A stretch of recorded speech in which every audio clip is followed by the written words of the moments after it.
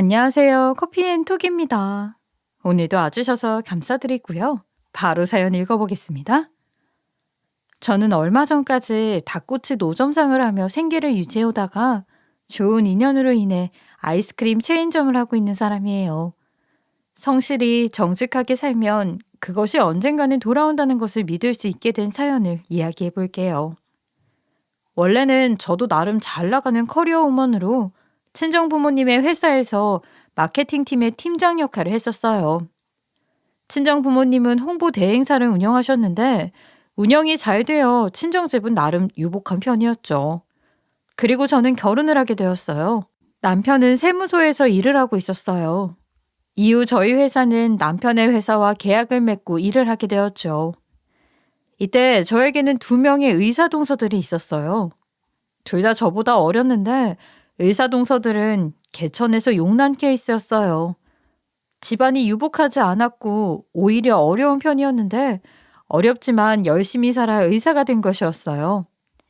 의사가 되어 시집을 온 후로 저와 많이 친밀해지게 되었죠. 그러다가 저희 회사에서 동서들의 병원 마케팅을 맡게 되었어요. 저희 회사가 마케팅을 맡은 후 병원의 매출은 30%나 증가했고 덕분에 의사 동서들은 병원장과 많이 친해져 눈도장을 제대로 찍을 수 있었어요. 형님, 정말 감사해요. 형님 덕분에 이번에 병원장님이 저 연봉 올려주기로 하셨어요. 언니가 홍보 잘해주신 덕분이에요. 진짜 형님밖에 없다니까요. 이렇게 동서 둘은 제 덕을 많이 보았고 저를 잘 따르고 좋아했어요. 저도 동서들과 친하게 지내며 모든 것이 잘 되는 것 같아서 참 좋았어요. 그런데 친정의 사업과 남편 회사에 문제가 생기면서 그게 무너지게 되었어요. 친정의 회사는 새로운 홍보 방법을 개발하기 위해 외주 용역 계약을 했고 꽤 큰 돈을 투자하면서 기대를 하고 있었어요. 그런데 불경기가 닥치면서 기존 거래 기업들에서 홍보비를 줄이게 되면서 매출이 줄어들었고 외주 용역비를 줄 돈을 마련하지 못하게 되었어요.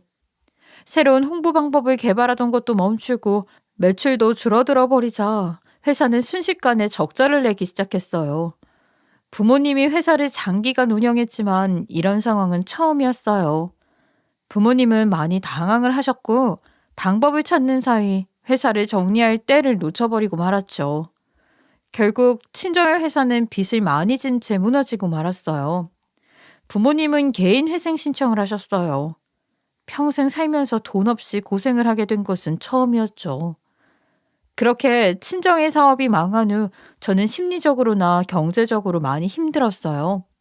직장도 잃고 든든한 친정집도 없어지고 나니 많은 것을 잃은 기분이었죠. 그래도 충격에서 빠져나와 극복하려고 하는 사이 엎친 데 덮친 격으로 남편이 탈세 사건에 연루가 되었어요. 남편이 세무 관리를 하던 꽤 큰 회사 중 한 곳이 탈세로 신고를 당했고 해당 회사를 담당하던 세무 담당 직원들도 함께 고발을 당했어요. 어떻게든 남편이 처벌당하는 상황을 피하고 싶었지만 결국 남편은 자그마치 5년의 옥살이를 하게 되었어요. 막을 새도 없이 남편마저 옥살이를 하게 되자 저희 집은 완전히 풍비박산이 났어요. 저 또한 같이 풍비박산이 나고 말았죠. 아직 어린 아이들을 키우기 위해 생활비와 학원비가 필요했는데 평생 다니던 회사가 사라지고 나자 제가 할 수 있는 일은 없는 것 같았어요. 갑자기 무일푼이 되어 다음날 먹을 밥 한 끼를 걱정해야 하는 상황이 되었어요. 저는 재기하기가 힘들다는 생각이 들었어요. 하지만 의사 동서 둘은 나날이 승승장구를 하고 있었어요. 동서 둘 다 아직 페이 닥터였지만 진료과가 피부과였고 비만 클리닉도 함께하고 있어서 돈을 잘 버는 것 같았어요. 과거 저의 도움으로 병원장들과 친해지면서 연봉도 오르고 점차 많은 일을 맡게 된 것 같았죠. 그래서 저는 동서 둘에게 도움을 좀 요청해 보기로 했어요. 형님이 동서들에게 도움을 요청하려니 조금 부끄러운 생각도 들었지만 그런 것은 문제가 되지 않을 정도로 저는 절박했거든요. 그간 저의 도움을 받아온 동서들이고 셋이 매우 친했기 때문에 분명 저를 도와줄 것이라고 생각을 하고 도움을 청했죠. 큰 동서 작은 동서 소식 들었겠지만 내가 정말 곤란한 지경에 처했어. 친정 회사도 폐업을 했고 나도 이제 일자리가 없어졌거든. 게다가 남편이 옥에 가게 되어서 내가 이런 말 하는 거 정말 미안하고 부끄러운데 내가 너무 급해서 그런데 혹시 병원에 일자리 하나 소개시켜 줄 수 있어? 아니면 당장 급한 돈만 조금 빌려주면 내가 무슨 일이든 해서 갚을게. 이렇게 염치불구하고 동서들에게 도움을 요청했는데 동서들은 이전과 완전히 달라진 태도로 저의 도움 요청을 거절했어요. 사람이 어떻게 이렇게까지 한 번에 태도를 바꿀 수 있는 것인지 소름이 돋을 정도였어요. 어머, 형님. 당연히 소식은 들었죠. 그런데 형님네 회사 망하는 바람에 저희 병원 마케팅도 중단되었잖아요. 물론 그 돈은 돌려받기는 했는데 병원장님이 마케팅이 중단되어서 언짢아하시더라고요. 저도 덕분에 영 불편해요, 형님이. 제가 형님 때문에 피해를 봤는데 형님을 도와달라는 말씀이세요? 마케팅은 이제 다른 회사에 부탁해도 되는 거잖아. 그래도 내가 그동안 동서들을 도왔는데 내가 이렇게 힘든데 동서들도 한 번만 나를 도와주면 안 돼? 아니, 자업자득이죠. 저희가 그걸 왜 도와야 해요? 사업하다가 망한 거면 스스로 책임져야죠. 저희가 도움 빌려줬다가 못 받게 되면 그건 어디에서 받으라고 그런 말씀하시는 거예요? 동서 둘은 이렇게 정말 싸가지 없이 거절을 했어요. 본인들이 저를 필요로 할 때는 간이고 쓸개고 다 내어줄 것처럼 하면서 제 옆에 붙어 있었는데 막상 제가 본인들을 필요로 하니 자기들은 모르는 일이라며 무시를 하는 것이었어요. 저는 많은 배신감이 들었어요. 이런 취급을 받을 줄은 모르고 내가 사람을 잘못 봤구나 싶었죠. 심지어 시어머니 또한 본인 아들이 옥살이를 하게 된 것을 누군가의 탓으로 돌리고 싶었는지 저와 친정을 원망했어요. 아들이 맨날 일이 많다고 했어. 그래도 너희 친정집 회사 일 맡았을 때도 일이 많다고 했어. 걔가 너네 친정집 일이라고 무리해서 하다가 다른 일을 신경을 많이 못 썼던 거야. 그러니 탈세니 뭐니 말도 안 되는 일에 연루가 된 것 아니야. 아주 꼴도 보기 싫어. 저리 가. 시어머니는 말도 안 되는 이유를 들며 본인 아들을 저와 우리 친정에서 망쳐놨다며 경멸을 했어요. 그러면서 저를 사람 취급도 하지 않기 시작했어요. 시댁에 가면 제가 마치 투명 인간이라도 된 마냥 본체 만취하기 시작했고 식사 시간에는 제 밥그릇은 놓지도 않고 앉으라는 말도 하지 않았어요. 심지어 시어머니는 우리 아이들까지도 보지 않겠다며 다시 얼굴 보지 않게 하자고 말씀을 하셨어요. 저는 서러웠어요. 친정이 망하고 남편이 제 곁에 없는 것도 서러운데 가족이라고 생각했던 사람들 중 그 누구도 저를 도와주려고 하지 않는 것이 못내 서러웠어요. 하지만 울고만 있기에는 시간이 없었어요. 당장 내일, 또 다음 달 먹을 것을 걱정해야 했고 아이들을 키워야만 했어요. 결국 저는 길거리로 나와 닭꼬치 장사를 시작했어요. 처음에는 작은 트럭을 구해서 이동을 하면서 장사를 했어요. 하지만 생각보다 길거리의 노점 경쟁은 치열했죠. 제가 자리를 잡고 조금 장사가 되는구나 싶으면 이를 질투한 누군가가 신고를 했고 경찰이 나오면 어쩔 수 없이 장사를 접고 자리를 옮길 수밖에 없었어요. 하지만 제 수중에는 번듯한 월세를 내는 가게를 마련할 돈이 없었죠. 어쩔 수 없긴 하지만 신고하면 옮기고 신고하면 옮기고 하면서 자리를 잡는 방법을 터득할 수밖에 없었고 그렇게 몇 개월이 지나자 길거리에도 제가 장사를 할 수 있는 장소라는 곳이 생기게 되었어요. 사무실에서만 일하다가 밖에서 일하는 것은 정말 고된 일이었어요. 날씨가 추우면 추운 대로 더우면 더운 대로 고생이었어요. 그래도 어떻게든 돈을 벌어야 했기 때문에 난로를 가져다 놓거나 선풍기를 쐬면서 장사를 했어요. 처음 해보는 노점상이라 익숙하지 않아서 손이 부르트고 어떤 날은 너무 피곤해서 전날에 재료를 넣어두는 것을 깜빡해서 다음날 재료를 전부 버리고 속상해서 엉엉 운 적도 있었어요. 그렇게 고되게 일을 익히기를 1년, 저는 드디어 혼자 노점상을 하는 것에 익숙해졌고 고정 손님들도 생겨서 점차 장사도 안정되어 가기 시작했어요. 그러던 중 어느 날 퇴근을 하려고 정리를 하고 있는데 제 노점 트럭 뒤에서 꽤 큰 스포츠 가방 하나를 발견했어요. 저는 웬 가방인가 싶어서 주변을 둘러보았는데 밤늦은 시간이라 이미 길거리에는 사람이 거의 다니지 않고 있었죠. 혹시 가방 안에 주인의 신분증이라도 있을까 싶어서 분실물 신고를 하려고 가방을 열어보았어요. 그런데 저는 그 가방을 열자마자 깜짝 놀라 노점 안에 털썩 주저앉고 말았어요.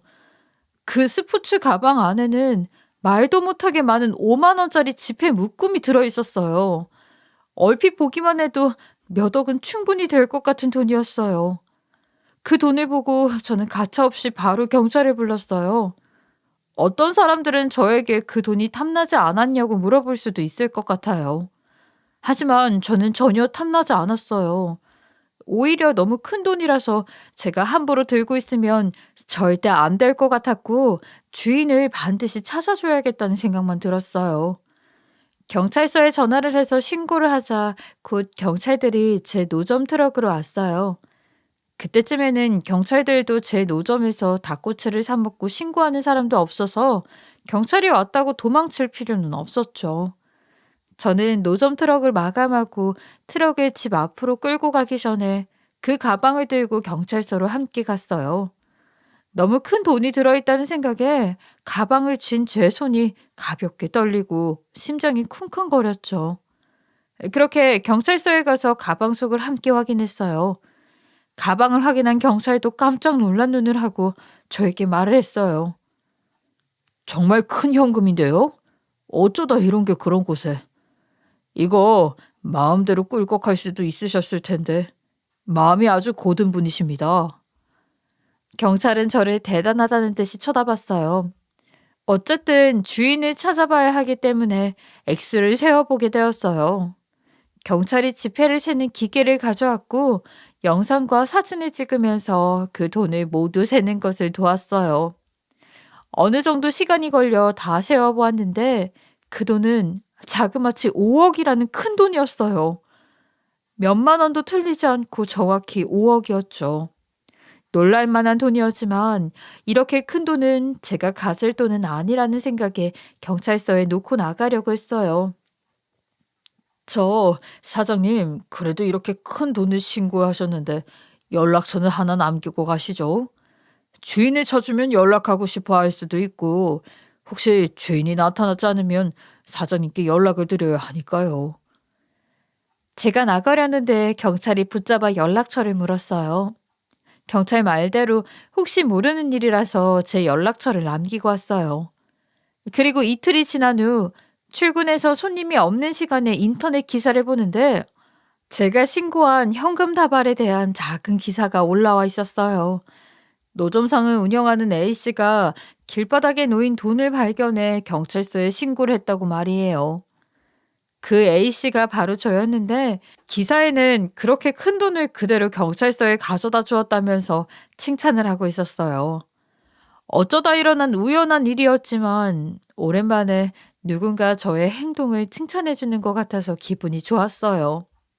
그리고 또 며칠 뒤 기사까지 나간 덕분인지 경찰에게 연락이 왔어요. 5억의 주인이 나타났다는 것이었어요. 그리고 그 주인은 꼭 저를 만나고 싶어 한다면서 경찰서로 와달라고 했어요. 돈의 주인은 하나도 잃어버린 돈이 없다며 저에게 살해를 하고 싶다고 한다는 것이었어요. 그래서 저는 노점을 조금 일찍 마감하고 경찰서에 들리게 되었죠. 경찰서에 가보니 돈다발의 주인은 나이가 지긋한 할머니였어요.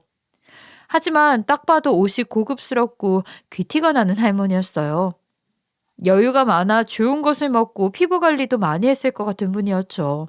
역시 5억이라는 현금을 들고 다니는 분이라는 생각이 들었어요. 할머니는 제가 신고자라는 것을 알자마자 양팔을 벌려 저를 안아주시더니 정말 고맙다면서 여러 번 인사를 하셨어요. 아이고, 돈 찾아주신 분이구나. 이거 정말 고마워서 어떡해요. 내가 이 큰 돈을 잃어버려서 심장이 바닥에 떨어지는 줄 알았어. 돈을 찾아준 데다 하나도 빠짐없이 가져다 주셨다면서요. 요즘에도 이렇게 양심적이고 좋은 분이 있네. 정말 고마워요. 그리고 할머니는 돈을 잃어버리게 된 경위를 설명해 주셨어요. 우리 딸이랑 내가 부동산업을 해요. 건물이나 땅, 빌라 같은 것을 사고 팔거나 낡은 것을 사들여서 새로 지어서 팔고 그러거든요. 아이, 그런데 이번에 좋은 매물이 나와 구입을 했는데 나보다도 나이가 더 많은 할아버지가 소유한 주택인 거야. 이 할아버지가 현금을 가져다 주어야 매매 계약서를 써주겠다고 하니까 아이, 방법이 있겠어? 어쩔 수 없이 현금으로만 5억이나 뽑아서 가져가고 있었거든. 내 딸이 바빠가지고 내가 직접 가지고 가고 있었어. 그래서 이 가방 안에 돈도 있고 중요한 서류도 들어있었던 거예요. 그런데 내가 돈 운반을 하던 중에 전화를 받고 그 가방을 정류장에 깜빡 두고 버스를 탔지 뭐야. 그냥 택시 타고 갈걸. 아니지. 택시에 놓고 내렸으면 더 큰일이 났을 수도 있지. 어쨌든 전화한다고 그 매물 있는 곳에 도착해서야 돈가방이 없어진 걸 안 거야. 근데 나이가 들어서 그런가. 언제 그 가방을 어디에 내려놨는지 기억이 안 나. 그래서 그날 들렀던 음식점이랑 카페랑 부동산이랑 뭐 그런 곳만 다 찾아보고 정류장에 있을 거라는 생각을 못 했잖아. 그런데 이렇게 찾아주어서 얼마나 고마운지 몰라요, 정말. 내가 꼭 좀 살해를 하고 싶어서 만나고 싶다고 했어요. 그러더니 할머니는 대뜸 현금 뭉치를 꺼내서 저에게 건네는 것이었어요. 그런데 저는 깜짝 놀라기도 하고 이렇게 돈 받으려고 찾아드린 것도 아니어서 사례금을 받지 않겠다고 했어요. 왜 좀 받아봐요. 사례금인데 뭘 어때서 그래? 사례금 받는다고 아무도 뭐라고 안 해요. 할머니는 사례금을 받으라며 자꾸 저에게 들이밀었지만 저는 분실물을 신고한 것뿐이라는 생각이 들어서 사양을 했어요. 그러고 있는데 경찰서로 할머니의 딸이 찾아왔어요. 엄마, 저 왔어요. 그분이 신고해 주신 분이에요? 정말 감사합니다. 딸까지 와서 저에게 연신 고맙다고 인사를 하며 사례금을 내미는데 저는 끝까지 사양을 했어요. 정말 괜찮습니다. 이렇게 큰 돈을 받을 수가 없어요. 분실물을 발견하면 신고하는 것이 당연하죠.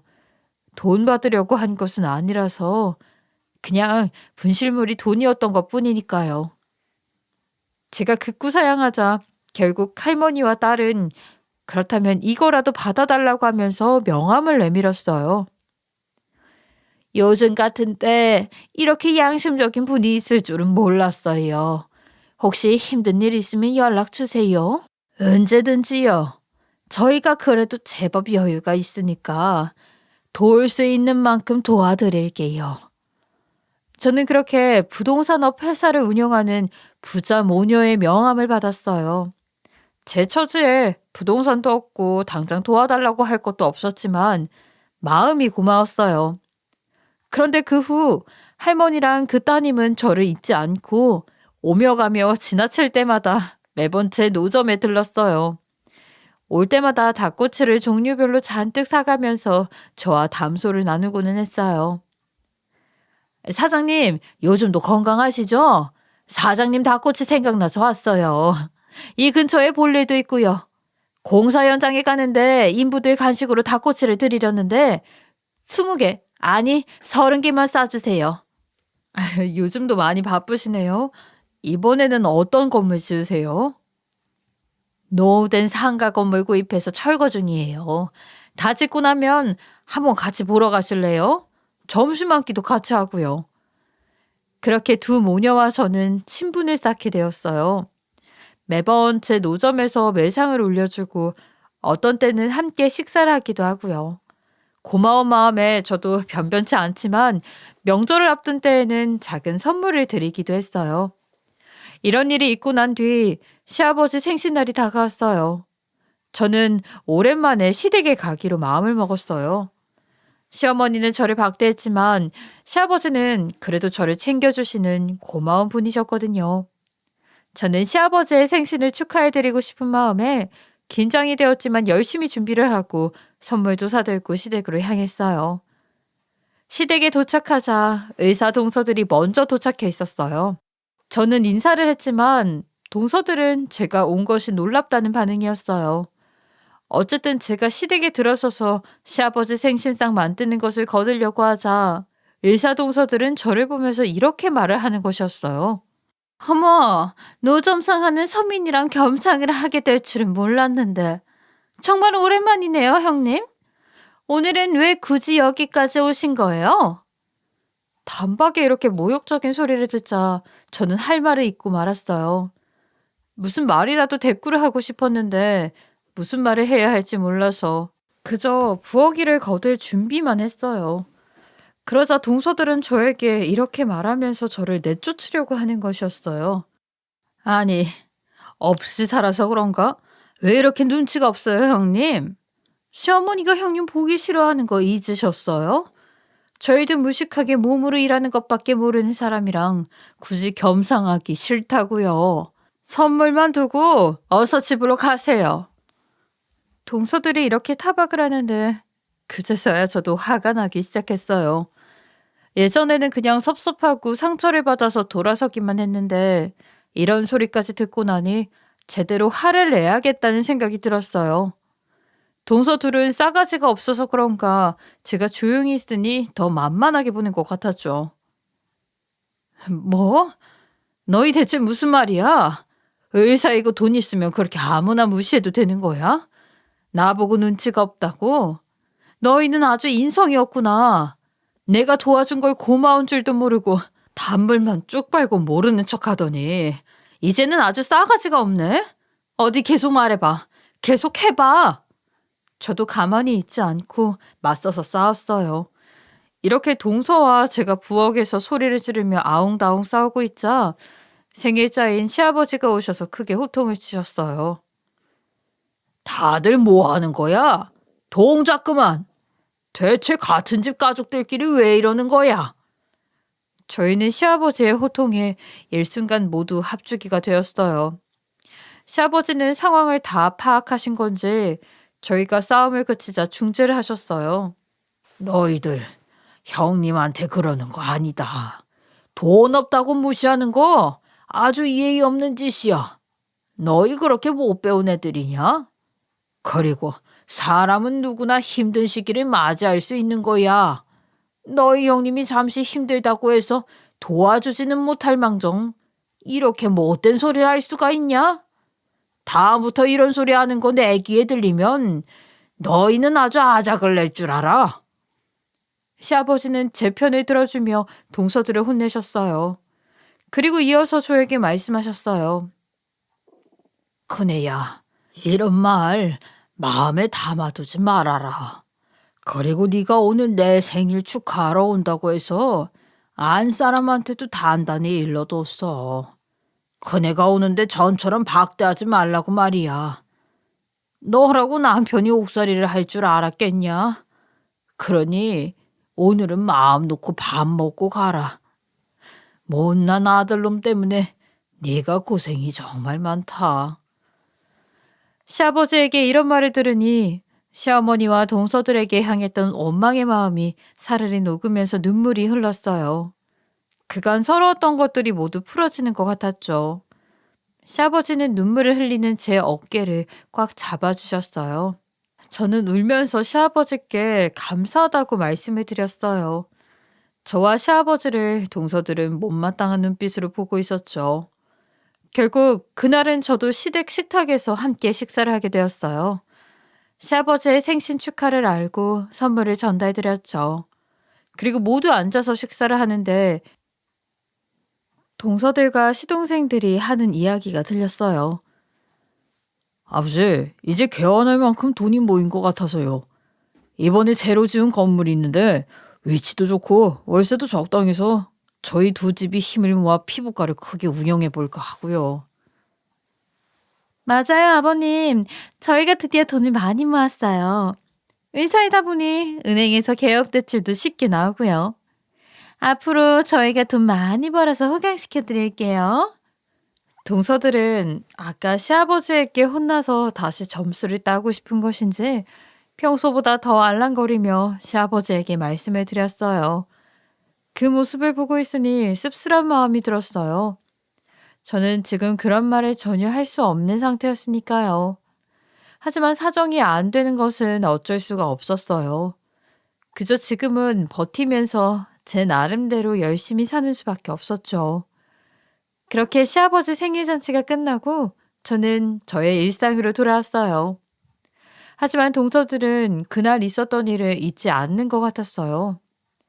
시아버지 생신날이 끝난 후에도 동서들은 저를 가만둘 생각이 없는 것 같았죠. 시아버지 생신 때 본인들이 혼난 것이 화가 났는지 동서들은 결국 저를 더 직접적으로 괴롭히기 시작했어요.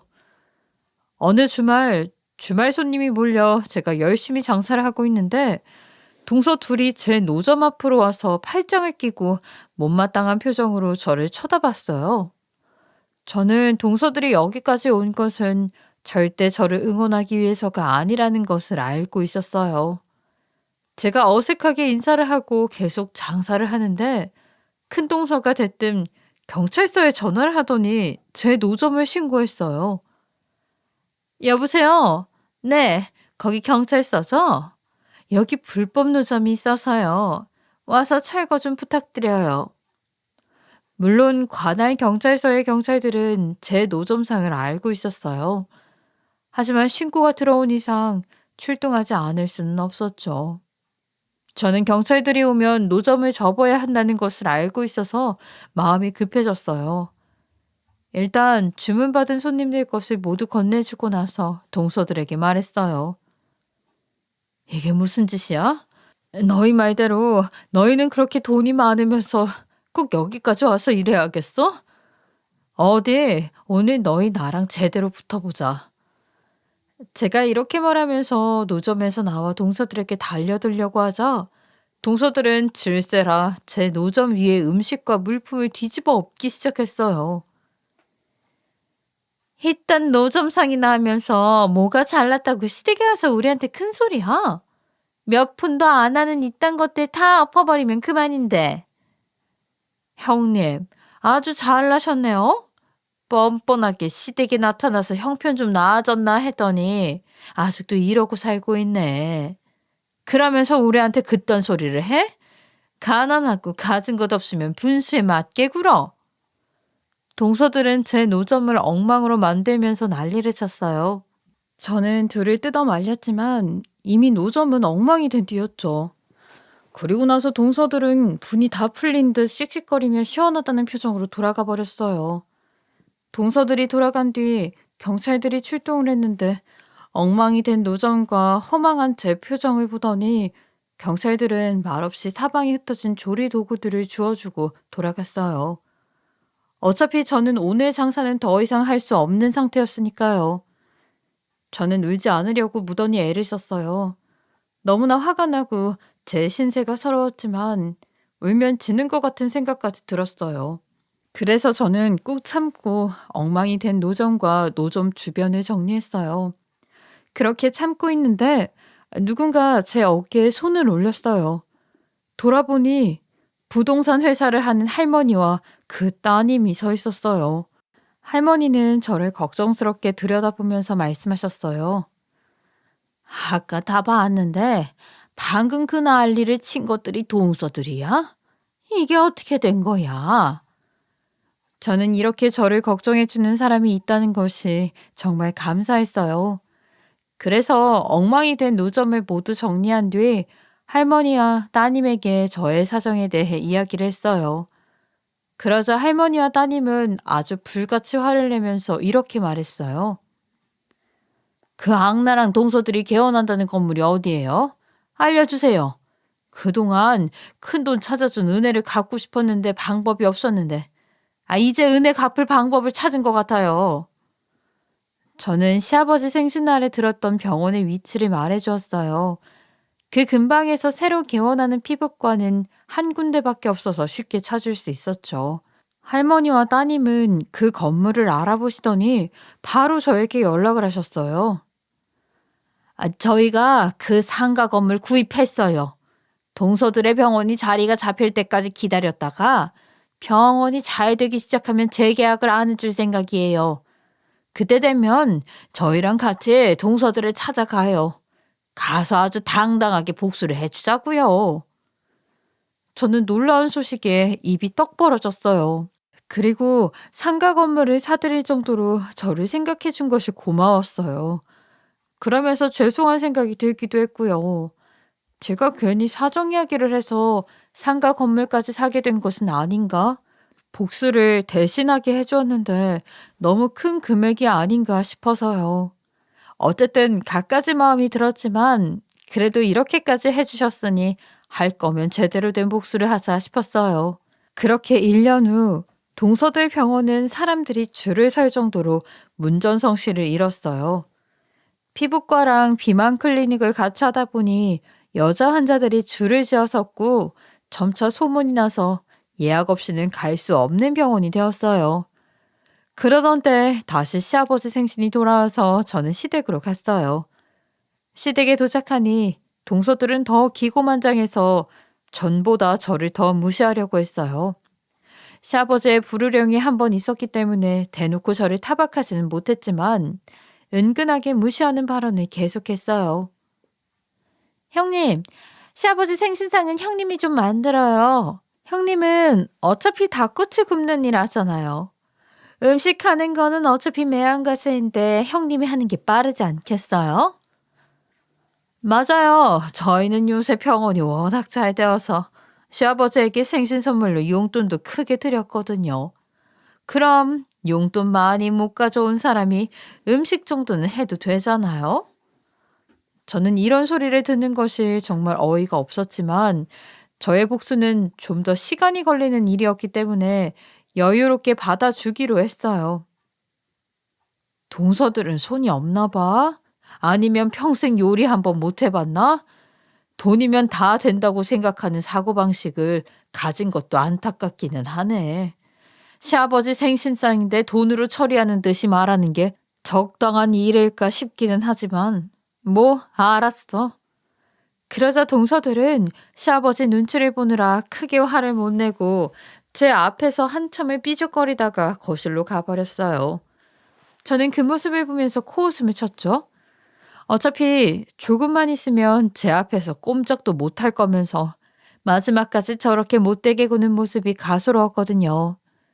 그리고 드디어 병원 개업 후 2년이 되는 날이 왔어요. 재계약을 해야 해서 동서들은 할머니와 따님에게 연락을 했죠.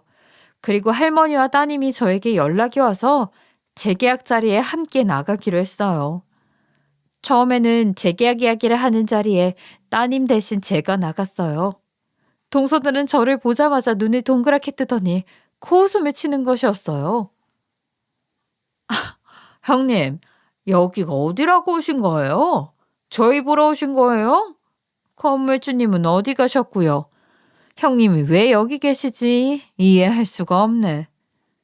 저는 그 말을 듣고 미소를 지었어요.